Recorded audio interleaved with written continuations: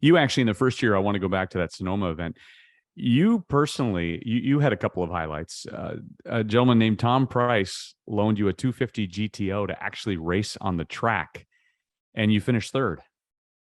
I know I should have finished first. I should have changed the rules since it was my race.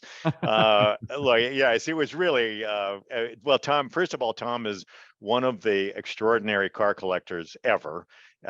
He has a firm belief, and I think I probably learned a lot from Tom, which is people want to see these cars on the track at speed.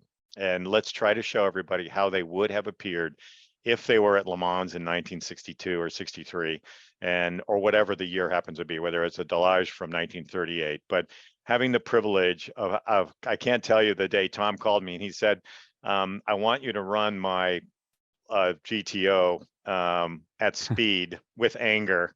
I was flattered and terrified all at the same moment. And but we had a lot of fun, had a great race. And then I ran it again last year in Monterey, and then Tom has asked me again to drive it this year at our event. So it's just extraordinary to be able to get a spectacular car like that on the track, tangling with E-type Jags and Astons and what have you, because that's exactly what it looked like in period.